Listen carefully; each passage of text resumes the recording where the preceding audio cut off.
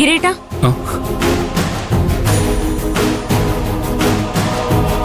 ഇനി വെറുതെ പുറത്തുനിന്നൊന്നും ഭക്ഷണം കഴിക്കാൻ നിൽക്കണ്ട. ഞാനിവിടെ തന്നെ ഉണ്ടല്ലോ. ഞാൻ ലഞ്ച് തന്നുവിടാം. അല്ലെങ്കിൽ ഗിരിയണ്ണ ഉച്ച സമയത്ത് വീട്ടിലേക്ക് വന്നാ മതി. സൈറ്റ് ഇവിടെ നിന്ന് അധികം ദൂരം അല്ലല്ലോ. അല്ല, ഗിരിയണ്ണ എന്താ വല്ലാതിരിക്കുന്നേ? അസുഖം വല്ലതും ഉണ്ടോ? എനിക്ക് കുഴപ്പമൊന്നുമില്ല. പിന്നെന്തു പറ്റി?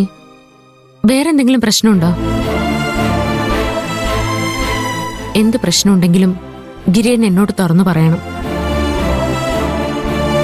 നമ്മൾ തമ്മിൽ രഹസ്യങ്ങൾ സൂക്ഷിക്കുമ്പോഴാ പ്രശ്നങ്ങൾ കൂടുതൽ ഗുരുതരാവുന്നത്. നടന്നത് മഞ്ജുവിൽ നിന്ന് മറച്ചു വെച്ചിട്ട് കാര്യമുണ്ടോ?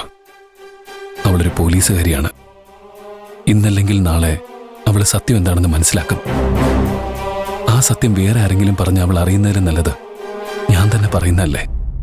അങ്ങനെയാണെങ്കിൽ അവൾ എന്നോട് ക്ഷമിക്കാനുള്ള സാധ്യത കൂടുതലാ. ഇവൾ എത്ര വലിയ ശിക്ഷ തന്നാലും കുഴപ്പമില്ല.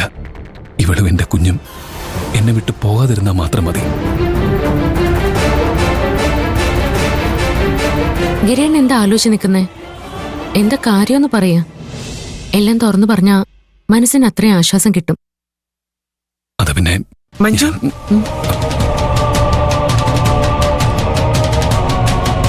മോളെ, എഴുന്നേറ്റപ്പം മുതല് കൈക്ക് നല്ല വേദനയുണ്ട്. ആ കുഴമ്പെടുത്തോണ്ട് വന്ന് ഒന്ന് ഒഴിഞ്ഞു തരാവോ? അതിനെന്താ അമ്മേ, ഞാൻ ഇപ്പൊ തന്നെ കൊണ്ടുവരാം.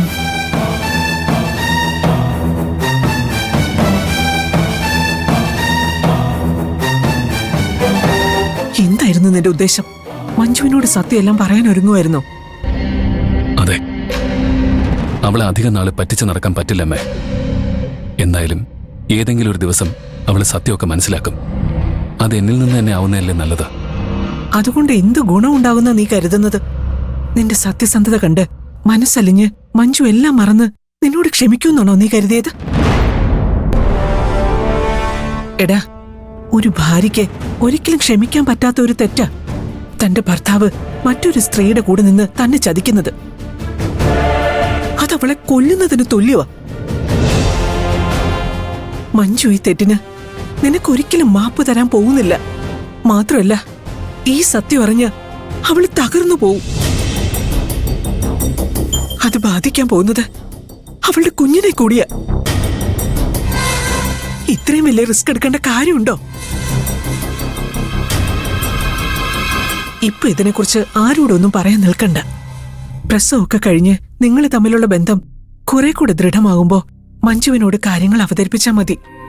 അതുവരെ എല്ലാം രഹസ്യമായി തന്നെ ഇരിക്കട്ടെ. നീ അവള് വരുന്നതിന് മുമ്പ് പോകാൻ നോക്ക്. പോടാ.